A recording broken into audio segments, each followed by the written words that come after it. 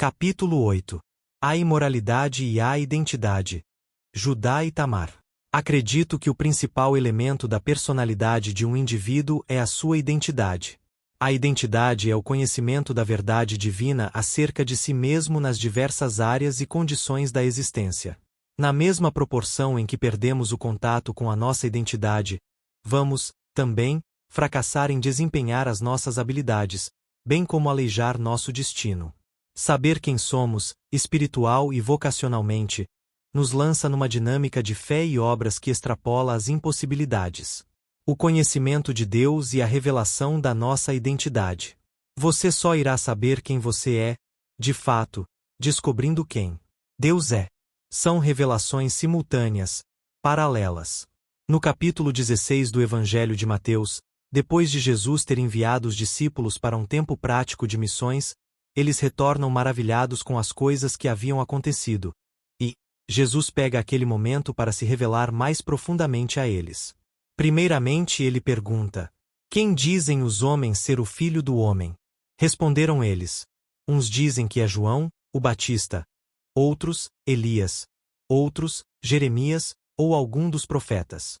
Então vem a segunda pergunta: mas vós? Perguntou-lhes Jesus: quem dizeis quem eu sou? Respondeu-lhe Simão Pedro: tu és o Cristo, o Filho do Deus vivo. Pedro, surpreendentemente, tem uma revelação do Pai acerca de quem Jesus era. Aquilo realmente deixa Jesus entusiasmado. Disse-lhe Jesus: bem-aventurado és tu, Simão Barjonas, porque não foi carne e sangue que te revelou, mas meu Pai, que está nos céus. Assim como Pedro teve uma revelação do Pai sobre Jesus, Jesus devolve para Pedro uma revelação sobre ele, dizendo: pois também eu te digo que tu és Pedro, e, sobre esta pedra, edificarei a minha igreja, e as portas do inferno não prevalecerão contra ela. Ali, Pedro entendeu, pela própria boca de Jesus, que era uma pedra viva no fundamento da igreja apostólica. Vós também, quais, pedras vivas, sois edificados como casa espiritual, para ser de sacerdócio santo. Portanto, sobre o fundamento da revelação do Pai acerca de Jesus, ou seja, sobre esta rocha é que a igreja seria edificada, e Pedro desempenharia um significativo papel apostólico. Cada revelação acerca de Deus é correspondida com uma revelação acerca de nós mesmos. É assim que a igreja que triunfa sobre as portas do inferno é edificada. Um dos fatores mais importantes acerca da identidade de qualquer indivíduo é que ela tem origem em Deus. Ele é o supremo Criador não criado. Para descobrir a nossa identidade, precisamos entrar na empolgante jornada de retornar ao coração de Deus, o autor da nossa vida e existência. Qual seria, portanto, este caminho de volta às nossas origens? Jesus declarou: eu sou o caminho, a verdade e a vida, e ninguém vem ao Pai, senão por mim. O caminho que quebra o jugo da orfandade espiritual, da ignorância acerca de nossa origem, propósito e destino é uma pessoa. Jesus, que nos proporciona não só a revelação, mas o acesso à paternidade do Criador.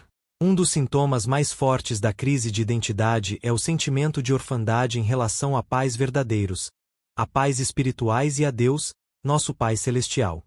Desta forma, não só perdemos contato com a nossa verdadeira identidade em Deus, como, também, a nossa herança é saqueada, traumatizando a identidade. Obviamente que o diabo tem um interesse básico, que consiste em traumatizar a identidade das pessoas, pois, a partir disto, as pessoas começam a não mais do que andar em círculos.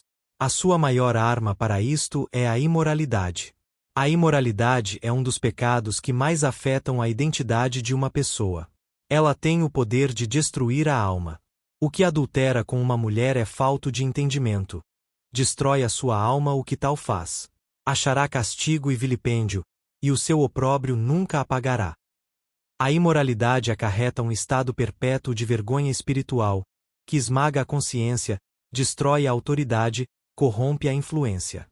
O que está em pauta é o processo sinistro de perverter a personalidade. Qualificamos de sinistro porque, ao mesmo tempo em que é destrutivo, é também atrativo e acumulativo. Confusões acerca de coisas tão básicas da vida comprometem, fatalmente, o destino e qualquer possibilidade de realização. Pessoas com este tipo de problema, antes de tudo, precisam ser compreendidas e conduzidas a um verdadeiro referencial de amor, aceitação e paternidade. Nomes de blasfêmia. É também muito comum em aconselhamentos vermos pessoas que sofreram um tipo de pré-programação nas suas personalidades. Isto acontece através de uma manipulação maligna da identidade. Um dos principais ardis do espírito de sensualidade é promover nomes de blasfêmia, como vemos no texto a seguir. E vi uma mulher assentada sobre uma besta de cor escarlata, que estava cheia de nomes de blasfêmia. E na sua testa estava escrito o nome: Mistério, a Grande Babilônia, a mãe das prostituições e abominações da terra. É da identidade deste espírito adulterar a identidade das pessoas, blasfemar da obra-prima de Deus. As pessoas são induzidas, estrategicamente, a crer nessas blasfêmias acerca de si mesmas. Muitos se agarram a isso de maneira fatalista, como um karma do qual não podem se desvencilhar. Blasfemar significa adulterar o caráter, caluniar. Isto acontece sempre através de situações traumáticas, onde a pessoa recebe fortes cargas de rejeição, profecias demoníacas, apelidos ferinos, muitas vezes veiculados, até mesmo, por pais e autoridades. Nada mais são do que o resultado desta programação maligna, onde essas pessoas, motivadas por abusos ou situações traumáticas, creram e adotaram esses nomes de blasfêmia para si mesmas, e chegaram a um estado tão profundo de engano que, até mesmo, se orgulham do que são. Este orgulho normalmente expressa uma reação à dor, e um grito de rebelião às rejeições e aos conflitos internos variados. É uma luta desgastante e interminável. Acredito que muitas pessoas estão prostradas neste tipo de situação. Se sentem saqueadas, esvaziadas e fracassadas, como resultado de uma vida centralizada na perversão e imoralidade. O drama de Judá. Esta também foi a história de um grande personagem bíblico, o patriarca Judá. Vamos, portanto, analisar o drama de sua vida e aprender com seus fracassos, bem como com o processo pelo qual se tornou um grande homem de Deus. Vamos analisar o seguinte texto. Então, tomaram a túnica de José, mataram um cabrito e tingiram a túnica de sangue. E enviaram a túnica de várias cores e fizeram levá-la a seu pai. E disseram: Temos achado esta túnica. Conhece agora se esta será ou não a túnica de teu filho. E conheceu-a, e disse: É a túnica de meu filho, uma besta fera o comeu. Certamente foi despedaçado José. Então Jacó rasgou os seus vestidos, e pôs saco sobre os seus lombos, e lamentou a seu filho muitos dias. E levantaram-se todos os seus filhos e todas as suas filhas, para o consolarem. Recusou-se, porém, ser consolado, e disse: Na verdade, com choro hei de descer ao meu filho até a sepultura. Assim o chorou seu pai. E os midianitas venderam-no no Egito a Potifar, eunuco de Faraó, capitão da guarda. E aconteceu, no mesmo tempo que Judá desceu de entre seus irmãos, e entrou na casa de um varão de Adulão, cujo nome era Irá. E viu Judá ali a filha de um varão cananeu, cujo nome era Sua, e tomou-a e entrou a ela. E ela concebeu, e teve um filho, e chamou o seu nome E tornou a conceber, e teve um filho, e chamou o seu nome Ona. E continuou ainda, e teve um filho, e chamou o seu nome Selá. E ele estava em Quisibe quando ela o teve. Judá, pois, tomou uma mulher para o seu primogênito, e o seu nome era Tamar. Porém, o primogênito de Judá, era mau aos olhos do Senhor, pelo que o Senhor o matou. Então disse Judá a Ona: Entra a mulher do teu irmão, e casa-te com ela, e suscita semente a teu irmão. Onã, porém, soube que esta semente não havia de ser para ele. E aconteceu que, quando entrava a mulher de seu irmão, derramava-a na terra, para não dar semente a seu irmão. E o que fazia era mal aos olhos do Senhor, pelo que também o matou. Então, disse Judá a Tamar, sua nora: Fica-te viúva na casa de teu pai, até que Selá, meu filho, seja grande. Porquanto disse: Para que porventura não morra também este, como seus irmãos. Assim foi-se Tamar, ficou-se na casa de seu pai. Passando-se muitos dias, morreu a filha de Sua, mulher de Judá. E depois, se consolou Judá, e subiu aos tosqueadores das suas ovelhas em Timna, ele e Irá, seu amigo, o adulamita. E deram aviso a Tamar, dizendo: Eis que o teu sogro sobe a Timna, a tosquear as suas ovelhas. Então ela tirou de sobre si os vestidos da sua viuvez, e cobriu-se com o véu, e disfarçou-se, e assentou-se à entrada das duas fontes que estão no caminho de Timna, porque via que Selá já era grande, e ela não lhe fora dada por mulher. E vendo-a Judá, teve-a por uma prostituta, porque ela tinha coberto o seu rosto. E dirigiu-se para ela no caminho, e disse: Vem, peço-te, deixa-me entrar a ti. Porquanto não sabia que era sua nora. E ela disse: Que darás, para que entres a mim? E ele disse: Eu te enviarei um cabrito do rebanho. E ela disse: Dás-me penhor até que o envieis? Então ele disse: Que penhor é que te darei? E ela disse: O teu selo, o teu cordão, e o cajado que estás em tua mão. O que ele lhe deu, e entrou a ela, e ela concebeu dele. E ela levantou-se, e foi-se, e tirou de sobre si o seu véu, e vestiu os vestidos da sua viuvez. E Judá enviou o cabrito por mão do seu amigo, o adulamita, para tomar o penhor da mão da mulher, porém não a achou. E perguntou aos homens daquele lugar, dizendo: Onde está a prostituta que estava no caminho junto às duas fontes? E disseram: Aqui não esteve prostituta alguma. E voltou a Judá, e disse: Não a achei. E também disseram os homens daquele lugar: Aqui não esteve prostituta. Então disse Judá: Tome-o ela, para que porventura não venhamos em desprezo. Eis que tenho enviado este cabrito, mas tu não a achaste. E aconteceu que, quase 3 meses depois, deram aviso a Judá, dizendo: Tamar, tua nora, adulterou, e, eis que está pejada do adultério. Então disse Judá: Tirai-a fora para que seja queimada. E, tirando-a fora, ela mandou dizer a seu sogro: Do varão de quem são estas coisas eu concebi.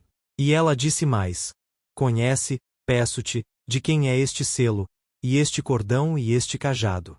E conheceu-os Judá, e disse: Mais justa é ela do que eu, porquanto não a tenho dado a Selá meu filho. E nunca mais a conheceu. Gênesis 37, 31 e 38, 26. Sucintamente, este texto nos mostra como Judá foi saqueado pelo espírito de sensualidade. Dentre tantas coisas, ele perdeu sua identidade, simbolizada pelo selo, pelo cordão e pelo cajado, pois chega a se prostituir com a própria nora sem saber que era ela. A decadência de Judá. Espiritualmente falando, a queda sempre é um processo. Vamos analisar este processo passo a passo na vida de Judá. 1. Fuga. Judá se apartou de seus irmãos. Aconteceu, por este tempo, que Judá se apartou de seus irmãos. Gênesis 38, 1. Mas, se andarmos na luz, como ele na luz está, temos comunhão uns com os outros, e o sangue de Jesus Cristo, seu Filho, nos purifica de todo o pecado. Judá, comparsado com seus irmãos, havia vendido o irmão caçula como escravo, e para acobertar a situação, teve de mentir ao pai, conseguindo provas falsas acerca da morte de José. A mentira acerca da morte de José quase também matou a Jacó, seu pai. Triturou e esmagou profundamente seu coração. Judá não podia mais suportar a dor da situação. Sua consciência não tolerava a sua própria covardia, a hipocrisia dos irmãos e a dor do próprio pai, além da cena de um falso velório. É exatamente, como diz a escritura citada, por este tempo que ele decide fugir, em face do trauma que a situação representava. As trevas, ou seja, a escolha de sonegar a verdade, destruiu a sua comunhão com a família. Certamente, ignorava que ainda teria que voltar a esse ponto, resolver tudo, encarar a verdade publicamente, olhar dentro dos olhos de José e de Jacó, independentemente do quão longe tentasse fugir. O ambiente predileto para o diabo levantar suas fortalezas são os traumas, que significam áreas de tamanha fraqueza, medo e desesperança, onde quase não existe força para reagir. Fugir da verdade sempre parece, a princípio, o caminho mais fácil. O que precisamos entender é que, fugir é sempre a pior escolha, o caminho mais longo. Nunca tente fugir de Deus, você estará tomando a direção do inferno. Quando Judá se apartou de seus irmãos, ele não só estava se afastando da solução do seu problema com José e Jacó, como, também, foi o primeiro passo para se afastar da sua identidade. No fundo, ele estava fugindo não apenas de sua consciência, mas estava fugindo de quem ele fora criado para ser em Deus. Quem foge da dor, em termos práticos, busca conforto e alívio. Mas, normalmente, o que encontra são paliativos. O diabo anseia por estas oportunidades. Aproveitando-se da fragilidade, ele seduz e escraviza as pessoas. O prazer de um relacionamento que envolve imoralidade é um falso conforto predileto, usado por Satanás como um caminho de fuga. Temos, em pauta, a imoralidade como uma das estratégias usadas para tentar destruir o plano de redenção divino. Pois, como sabemos, Judá veio a ser parte da linhagem do Messias. 2. Imoralidade e jugo desigual. Judá se juntou com uma mulher cananeia. E viu Judá ali a filha de um varão cananeu, cujo nome era sua, e tomou-a e entrou a ela. Gênesis 38:2. E Isaque chamou a Jacó, e abençoou-o, e ordenou-lhe. E Gênesis 28:1. Não tomes mulher de entre as filhas de Canaã.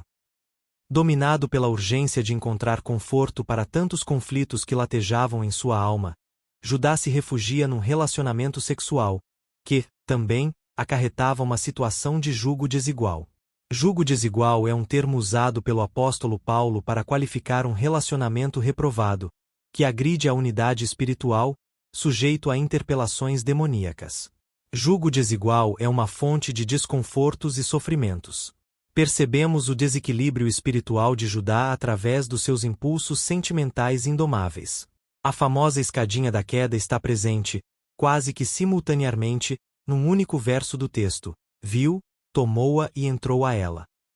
Uma pessoa ferida, culpada, decepcionada, fugitiva e, agora, comprometida com a imoralidade, se precipita a estabelecer o que seria a sua família. Os resultados foram devastadores. Item mesmo espírito de sensualidade, que já vinha prevalecendo sobre Judá, traça uma trilha de morte para os seus 2 primeiros filhos. Chegou ao ponto de assumir a forma do mal. E o Senhor o matou. Onã foi motivado por abuso e perversão sexual, dentro da responsabilidade de suscitar descendência ao seu irmão. E, também, o Senhor o matou. Pouco tempo depois, a sua própria esposa também morre. Judá, agora, se resume num homem viúvo e sem filhos. 3. Defraudação. Judá engana sua nora. Mais justa é ela do que eu, porquanto não a tenho dado a selar meu filho. E que, nesta matéria, ninguém ofenda nem defraude a seu irmão, porque o Senhor, contra todas estas coisas, como antes vos avisamos e testificamos claramente, é o vingador. Selo. Identidade espiritual. É um símbolo da identidade espiritual.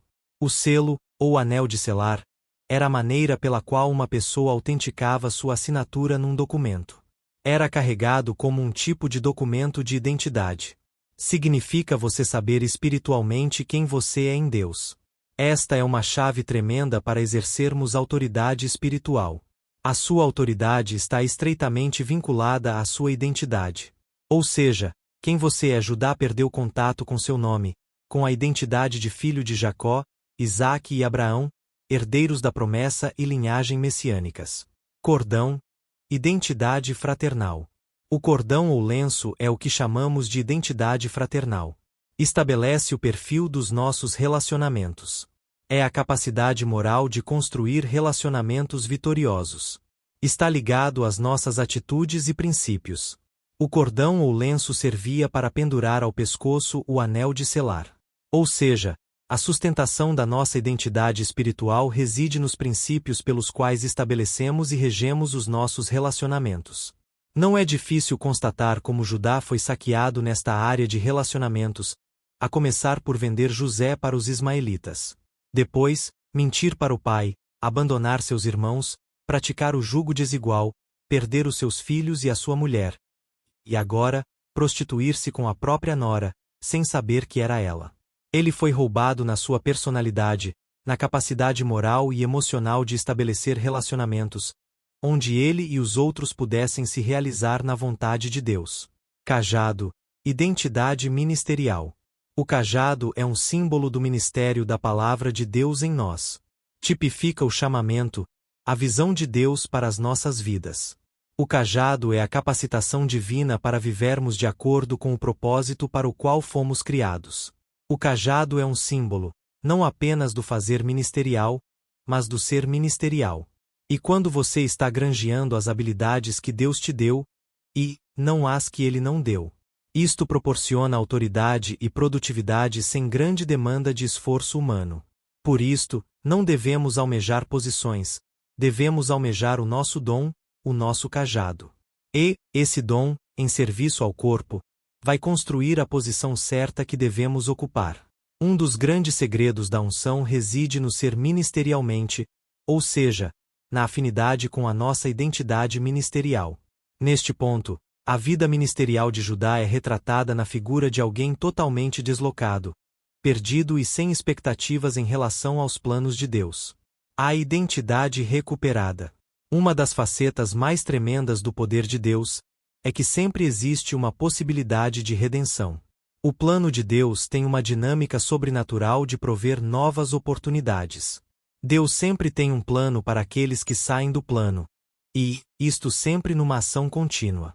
Se você se identifica com Judá, que, ao se refugiar na imoralidade, foi despojado destes elementos básicos da identidade, vivendo sem convicção de propósito, divagando em várias indefinições, e, deixando um rastro de morte e relacionamentos destruídos, saiba que Deus sempre tem um plano de recuperação. Existe ao nosso dispor uma provisão de autoridade, que procede do sacrifício de Jesus, suficiente para nos restituir tudo o que cedemos ao inimigo. Obviamente que isto exige um preço de muito quebrantamento espiritual e obediência da nossa parte. Vamos ver algumas promessas e princípios que promovem a redenção da nossa identidade. 1. Anel de selar. Princípios de arrependimento. A grande chave para recuperar o selo, retomando o referencial da nossa identidade em Deus, é um profundo e genuíno arrependimento. Jesus promete: ao que vencer, dar-lhe-ei uma pedra branca, e na pedra, um novo nome escrito, o qual ninguém conhece, senão aquele que recebe. Temos aqui, em questão, a igreja de Pérgamo, que, apesar de possuir muitas virtudes, caiu terrivelmente na armadilha da sensualidade. Estava sendo induzida pela doutrina de Balaão, que, como já vimos, se resume numa incitação à imoralidade. Jesus traça um caminho para quebrar as algemas da imoralidade. Depois de um apelo ao arrependimento, ele desafia a igreja de Pérgamo a ouvir e a entender a voz do Espírito, que estava se movendo no sentido de recuperar a identidade corrompida e furtada pelo espírito de sensualidade. Para os que se posicionaram e venceram, é oferecida uma pedra branca, com uma revelação estritamente pessoal da identidade espiritual. Esta pedra branca, na verdade, traz consigo 3 significados básicos. Era usada como um voto em benefício de um réu nos júris, ou seja, uma afirmativa da nossa absolvição, expressando o fato de que fomos perdoados em Cristo, a partir de um arrependimento profundo e verdadeiro. Era, também, na antiguidade, usada como documento de um escravo libertado, explicando que, não apenas fomos perdoados, mas, libertos do poder do pecado e de qualquer tipo de força que possa nos escravizar, mantendo, genuinamente, uma postura de renúncia aos desejos e sentimentos pecaminosos. E, por fim, esta pedra tinha uma revelação pessoal, um novo nome, a maneira como Deus nos conhece e nos chama, ou seja, uma identidade divina que vem romper e substituir a identidade que o diabo tentou forjar em nós. Jesus quebra o jugo da imoralidade, libertando e resgatando a nossa identidade, para que possamos ser confortavelmente nós mesmos. Foi exatamente isto o que aconteceu com o filho pródigo, quando Jesus fala que ele desperdiçou toda a sua fazenda, vivendo dissolutamente. A palavra dissolutamente, no original, descreve uma vida devassa, promíscua e libertina. Esse rapaz, assim como Judá, perdeu a sua identidade numa vida entregue à imoralidade. Mas, quando se arrependeu e voltou para a casa do pai, a primeira coisa que ele recebeu foi um anel, o selo da identidade, que o reintegrou novamente na família. Ele recebeu o direito de assinar, que lhe delegava, novamente, a responsabilidade e a posse sobre todos os bens do pai, Mas o pai disse aos seus servos: ponde-lhe um anel na mão. Item ponto de partida para a restauração da identidade é, simplesmente, um arrependimento verdadeiro, onde vemos o nosso pecado com os olhos de Deus, onde o sentimos com os sentimentos de Deus. A partir daí, fazemos o que precisa ser feito, quebrando o espírito de rebelião e independência. 2. Cordão dos relacionamentos. Princípios de quebrantamento. Filho meu, guarda o mandamento de teu pai, não deixes a lei de tua mãe. Ata-os perpetuamente ao teu coração e pendura-os ao teu pescoço. Quando caminhares, isto te guiará. Quando deitares, te guardará. Quando acordares, falará contigo. Porque o mandamento é uma lâmpada, e a lei, uma luz, e as repreensões da correção são o caminho da vida, para te guardarem da má mulher, e das lisonjas da língua estranha. Esta expressão pendura-os ao teu pescoço denota, exatamente, a figura do lenço ou cordão que, pendurado ao pescoço, sustentava o anel de selar. Com isto, concluímos que a nossa identidade espiritual depende da identidade fraternal.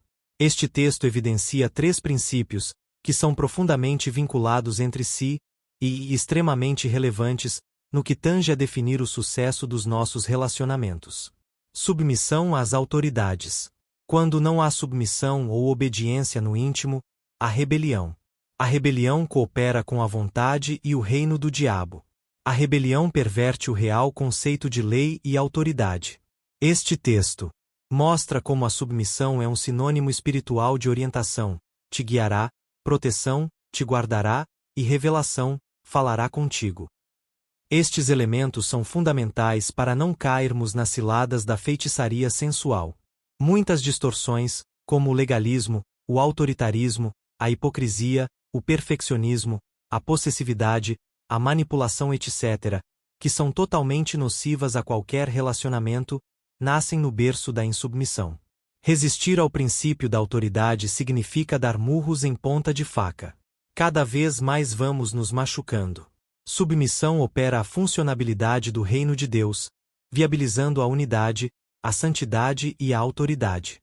Relacionamento com os pais.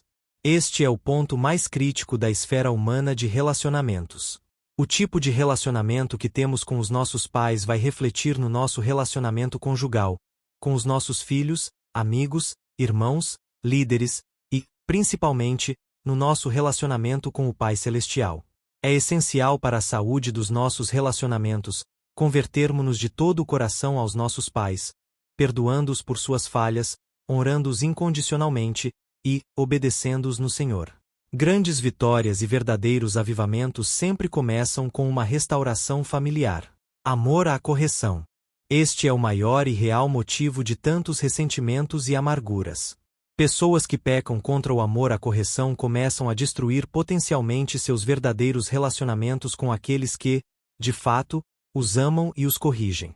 Não amar a correção torna-nos bastardos, filhos ilegítimos, deserdados, andando por caminhos de morte, perdidos numa terra de fome, como nos é contado pelo exemplo do filho pródigo.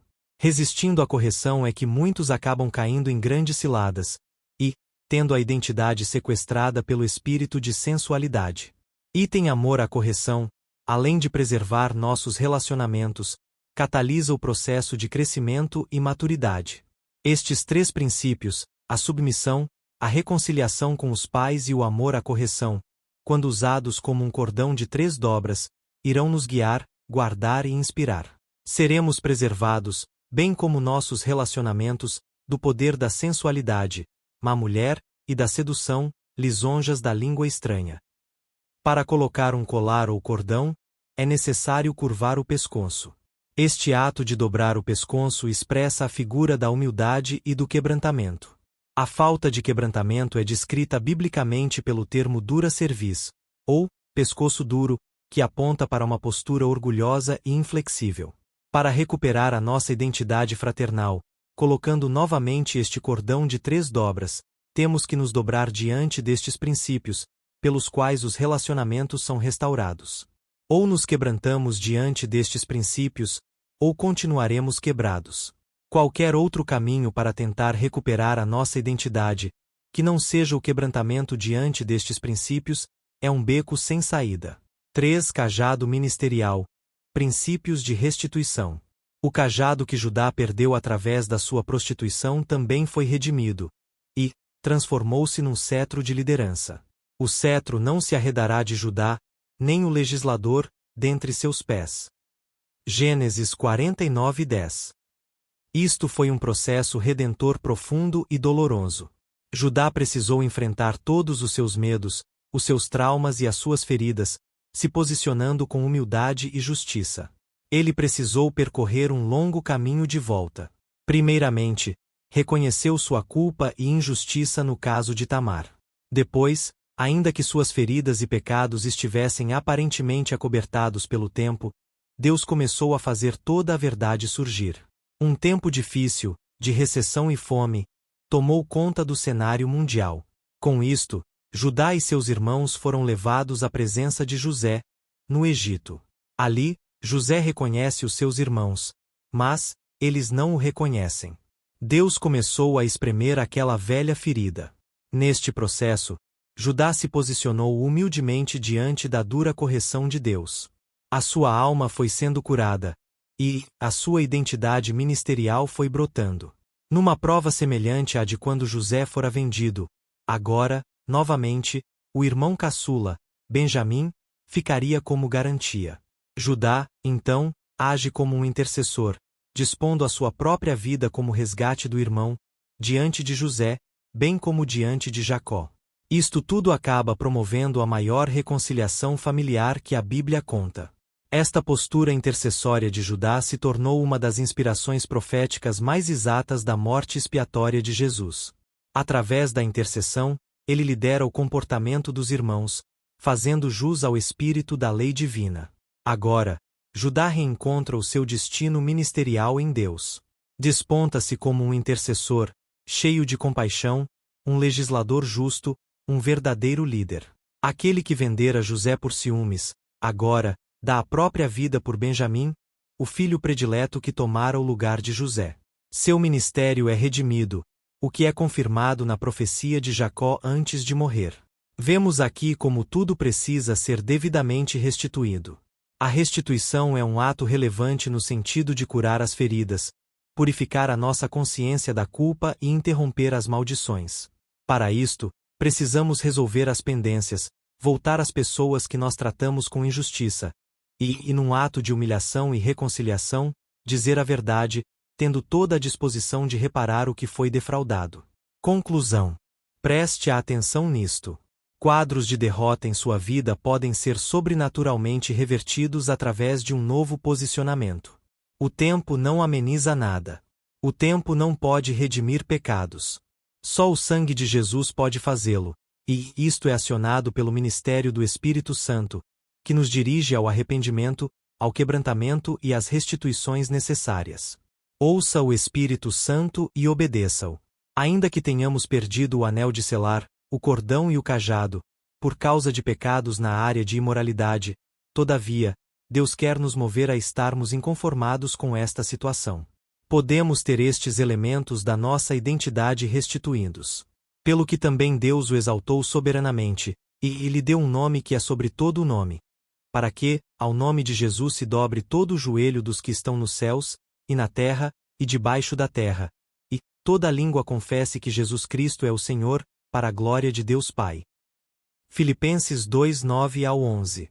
Paulo está dizendo que o nome de Jesus tem autoridade sobre todos os outros nomes.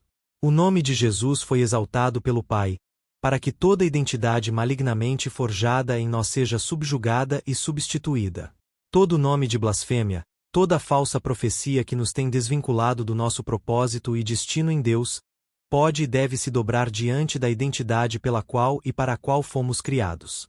O nome de Jesus está exaltado para isto. Naquele dia, diz o Senhor dos Exércitos, te tomarei, ó Zorobabel, filho de Salatiel, servo meu, diz o Senhor. Te farei como um anel de selar. Porque te escolhi, diz o Senhor dos Exércitos. Ageu 2:23. Aqui, Deus expressa as suas reais intenções para com os seus servos.